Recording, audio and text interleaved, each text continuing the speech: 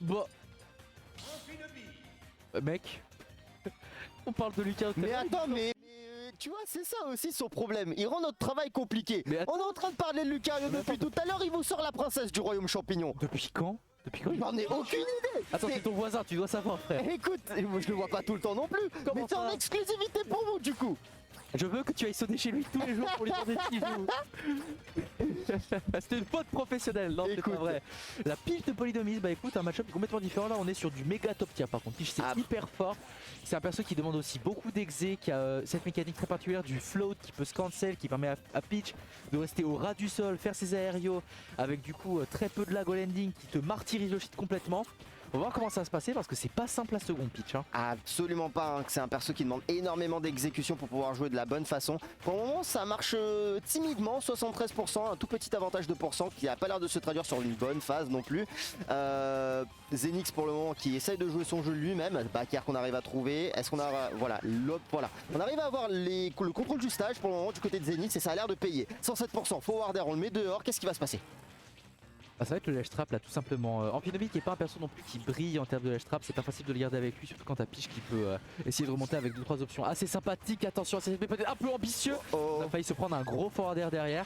Mais bon, 127% du côté de la Pitch, on commence à s'approcher dangereusement du kill pour Sunt. Et on DI cette F-Throw de façon absolument catastrophique. Il avait envie de mourir peut-être, je ne sais pas, de passer à la stock suivante, reprendre le siege control via la plateforme de respawn. C'était vilain. C'était pas évident, ouais, les amis, faites pas ça chez vous, laissez des professionnels faire ça correctement. Pour le moment, 94% du côté de Zenix et Pitch est un personnage qui est assez léger. La rage peut faire son effet si jamais Zenix trouve des bons confiants, ce qui pour le moment n'a pas l'air d'être le cas. On balance un forward et un deuxième, ce dernier finit par toucher. On essaie de mettre la pression avec le F-tilt, ça passera pas. Dash attack, burst option, sors de chez moi s'il te plaît, laisse-moi tranquille. Mais il va falloir un peu plus que ça hein, du côté de notre ami Nopilomis. Nopilonis comme tu le dis. Son tag qui est bien rigolo. C'est peut-être parce qu'il joue pas Lucario, du coup il inverse son tag, c'est un truc comme ça. Mais ouais, non, Zenix qui fait une très bonne game pour l'instant. Il a toujours une hitbox de sortie, toujours pour embêter Polynomis qui a failli prendre la stock ici d'ailleurs avec ce forward air. Ça ne sera pas assez. On revient sur le stage de façon un petit peu trop ambiguë, c'est pas puni. Zenix s'accroche à sa stock. Il est toujours dans un très bon lead pour l'instant. 151%. Hein. Mais comme tu l'as dit, à partir de là, ça risque de... Non seulement ça a l'air être compliqué pour lui de pouvoir tuer parce que la rage ça peut aussi éviter qu'il ait ses confirmes. Mais en plus de ça, voilà, ça se fait toucher un petit peu par les fesses de Pitch, ça finit par dégager. 85% c'est toujours rattrapable du côté de Polynomis, il va falloir être un peu plus carré que ça. Ouais, tout à fait. Un Polynomis, bah...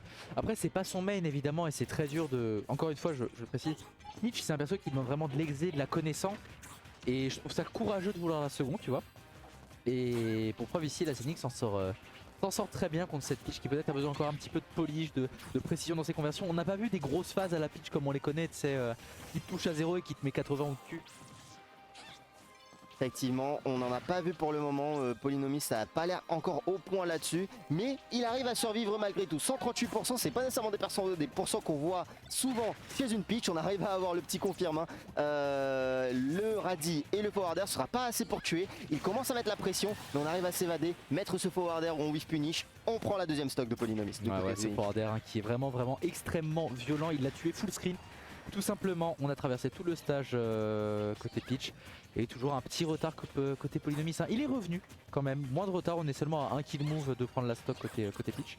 Mais Zenix a l'air de s'accrocher à sa stock, hein. Regarde ça, les petits combos, ça gratouille petit à petit. Il adopte, je trouve, un très bon comportement quand il a le lead, le joueur de Greninja. Tranquillement, voilà.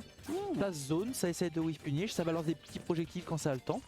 C'est carré ce que propose Zenix. C'est exactement ça. Et il a bien raison, hein. Pour le moment il a l'avantage 127%. On n'a pas envie de prendre de risques, surtout sur, voilà, on pense à gratter comme ça petit à petit. On a le jab, on n'arrive pas à le confier, ça va se payer d'un faux hard smash, mais c'était le club de golf. Ça va pas envoyer incroyablement loin malheureusement. On a perdu l'opportunité de pouvoir tuer, de pouvoir essayer de rattraper la situation du côté de Polynomis. Zenix qui a l'air de se faire plaisir, 91%, ça commence à devenir très dangereux pour notre ami Polynomis qui se fait avoir. Side B, on prend le premier point du côté de Zenix contre toute attente, contre toute attente au final. On s'y attendait un petit peu en voyant la pitch de Polynomis, on voit qu'elle est toujours pas au point. Est-ce que ça voudrait pas dire qu'il va finir par changer sur Lucario? Ouais, peut-être un petit main de sécurité, hein, tu sais.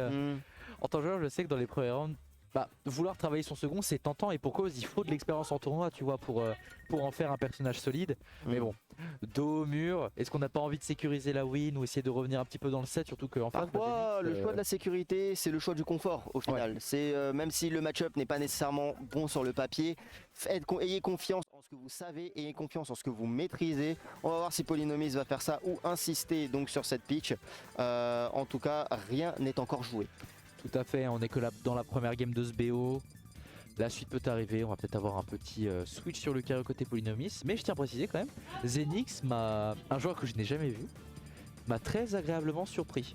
Bon, il y a eu des petits trucs malheureux, donc même si je vois dans le chat on m'a dit oui la F-Throw de Greninja tue, oui elle tue, mais là la DI était vraiment... Là il n'y avait même pas un éclair rouge pour pouvoir l'annoncer, c'était vraiment assez... Ça c'était assez évident, effectivement Polynomis avait raté sa DI. Mais effectivement comme tu l'as dit, Xenix a montré au moins qu'il a des petits fondamentaux. Au moins on connaît déjà la notion de j'ai l'avantage, je vais pas prendre plus de risques que ça, je vais gratter petit à petit, j'ai pas besoin de prendre des risques lorsque c'est moi qui peux imposer mon jeu. Mais voilà, Polynomis passe donc sur le Lucario Pérennial, ce Lucario vert dans Pokémon Stadium. Le match est dans le terrain bien propice. Et regardez-moi ça, ça part 43, 49, ça continue. On arrive déjà à avoir un petit combo BNB du côté de Polynomis et vous voyez déjà que la maîtrise elle est déjà là. Ouais voilà, quand tu arrives à mettre des 0 tout 70 avec Lucario et pas avec Peach, c'est que ton Lucario est un peu plus solide quand même. Tu vois, il y a plus de maîtrise. Le Lucario vert, tu as dit, il est camouflé dans PS2 en fait. Tu vois, c'est le skin camouflage et il veut se fondre avec l'environnement, je ne sais pas. J'appelle ça les skins John Cena. And see me. Bah, regarde, comme le Forward comme Simi et John Cena aussi, genre il tape dur et regarde ce qu'il vient de se prendre. Exactement. Il est en train de se prendre le rouleau compresseur Polynomis avec son Lucario, même pas besoin d'aura, juste des petites phases à l'opposant et un grand forward smash au ledge. Zenix là c'est une autre mayonnaise pour lui, il est en train de prendre la sauce tout simplement. Absolument, double neutralaire, on dash attaque, on le met dehors. Ça essaie Louis finish avec le forward smash, c'est pas assez de range mine de rien, t'as pas énormément d'aura non plus. 71% cela dit, ça risque de mourir assez tôt, même avec un Lucario qui n'a pas beaucoup d'aura pour le moment. Oh dommage, ça aurait pu être le puni parce qu'on a eu très peur là pour Zenix en effet, mais après ce F-Smash il fallait en mettre un autre. Et d'ailleurs en parlant de F-Smash, en voilà encore un. Polynomis cette fois-ci qui fait le bon choix, gros F-Smash. C'est bien de le tuer à ce moment-là, Lucario, il avait pas encore eu trop d'aura, ça permet de revenir dans la game, de mettre ses petites phases à l'opposition, c'était le bon moment pour tuer. Exactement, mais bon, va falloir l'affronter quand même à 98%, aura ou pas, ça reste des pourcentages relativement dangereux pour un personnage relativement léger comme Amphinobi. Faire très attention du côté de Zenith, on a le contrôle du stage, side B, on le met, ledge trap, non monsieur, forward smash ça va être dans le vide, mais on n'a toujours pas pris de gros punish. Est-ce que la boule sera assez? On essaye le Tomahawk F tilt du côté de Polynomis, ça passera pas non plus. Pas de grosse ouverture d'un côté comme de l'autre, mais il serait temps de tuer, il serait temps de finir vos assiettes, messieurs. Ben oui, parce que là, Polynomis, il n'arrive pas à trouver la stock. Attention, la forte pomme qui a failli être trouvée ici. Mais non, Zenix revient petit à petit. Il a eu une très bonne phase avantage, je trouve, juste avant. Par contre, voilà, c'était un counter un tout petit peu trop ambitieux. Peut-être qu'il voulait faire un truc sur le projectile, je ne sais pas. La dash attack avec de l'aura qui a suffi à envoyer Zenix vers d'autres cieux. Petit retard, rien de dramatique encore. Non, rien de dramatique. Comme tu nous le dis, 110%, il y a toujours moyen de faire la différence du côté de Zenith. Oh, le B, ça a renversé la tendance, 40%. Petit ledge trap, on fait des feintes avec le aura sphère. Là maintenant c'est une boule. Oui. Excellent du côté de Polynomis. Là le plan de jeu était parfait. On crée la peur en mettant aura sphère, non monsieur. Aura sphère, non monsieur. Jusqu'au moment où on la lance pour provoquer le saut. Tout ça pour pouvoir le punir avec le forward smash. Très bien vu la dernière action. Ouais, on n'était pas très haut en pourcentage côté Amphinobi, mais voilà, c'est les F-Smash de Lucario en aura, le F-Smash de Lucario qui est déjà fort sans ça, avec l'aura même. Arme de destruction massive sans problème, surtout au ledge sur PS2. On était à 45, 50, un truc comme ça, je ne sais pas. À peu près, ouais, il est morto. Il est mort au pourcent orange. Des pourcents peu catholiques, j'ai envie de dire. Des pourcents, on n'a pas l'habitude de voir des kills. Enfin bon, c'est Smash Ultimate, ça peut partir à tout moment, surtout quand tu joues Lucario.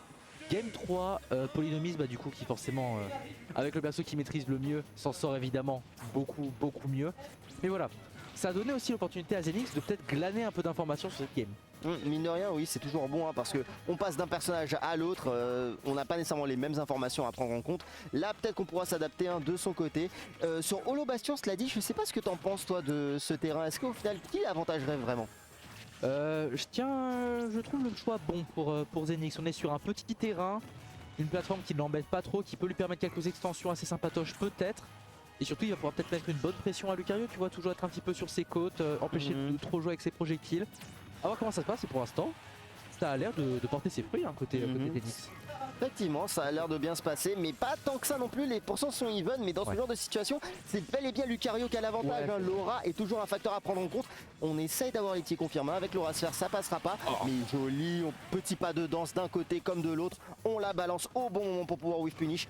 Emballer, c'est peser. Le premier kill est pour Polynomis. Bah oui, même pas besoin de confirm, hein, juste la bouboule nature, hein, comme ça, dans les gencives de Zenix, qui suffit à prendre la stock avec Laura, ça fait des dégâts, et maintenant, bah, on a Lucario à 120, on n'arrive pas à tuer, il faut tuer la stock, parce qu'on va se prendre des dégâts comme ça. Ah, il était légèrement off timing, c'est dommage, hein, parce que ça aurait été la stock à coup sûr avec autant d'aura, avec Smash, il veut l'annihiler, il veut terminer. Oh là là, franchement compliqué pour Zenix là. Lucario à 133, moi j'ai peur, même ici j'ai peur. Vraiment pour le coup. En plus de ça, comme tu l'as dit, on n'est plus sur des pourcentages où les kills pourraient être assez dangereux. Oh, le backer de coup furieux. Non seulement il est à l'abri parce qu'on n'est plus dans les pourcents de confirme du côté d'Amphinobi, mais en plus de ça, on risque de subir extrêmement fort, 147%. C'est pas Lucario que t'es en train d'affronter, c'est méga Lucario. Oh vraiment, je te jure. Il a son rien le smash là en fait, notre cher Lucario. Et par contre, mauvais choix côté Zenix, on est en train de céder un petit peu la panique, peut tuer un peu partout. On rate son smash, on s'en prend un autre derrière. Et on de flex complètement. Ah, attention! Polynomis est en train de s'amuser, lui lap dessus, vraiment il est chez lui là. Il est en train de tester tous les confirmes. À tout moment Polynomis sonne chez toi après pour dire mais frérot j'ai lab là, j'ai lab des trucs de ouf. C'était trop bien. Oh là là, ok. La stock est partie, enfin. La stock est partie mais il était peut-être un peu tard, 88% là. Tic-tac, tic-tac, Tic-tac, exactement. Ouais, c'est là 90% sans même. On est très proche de mourir, hein. Plus besoin d'aura là pour Lucario à ces pourcentages là, quasiment. Un backer, un smash fera l'affaire, un petit confirm à Laura Sphère aussi, pourquoi pas. Et on est en train d'essayer de revenir tant bien que mal à côté Zenix, même si là la marche semble très haute du joueur de grenier. Et encore une fois, nous fait une DI un tout petit peu discutable qui s'est fait Lucario de beaucoup de fois à partir du Switch. Mais il s'est fait goumer. Ça là c'était une masterclass sur comment jouer Lucario correctement. Polynomis vous a montré de A à Z tous les tricks dans son livre. Et en plus de ça, il a montré qu'il avait aussi une très bonne observation. Parce que 2 fois il finit par le choper down tilt. Je vais te donner envie de sauter. Et il fait quoi? Il attend juste le saut, backer derrière. Il a même pas essayé de confirmer quoi que ce soit. Il a juste attendu la réaction du joueur. Et à ce moment-là, son observation, ça montre justement à quel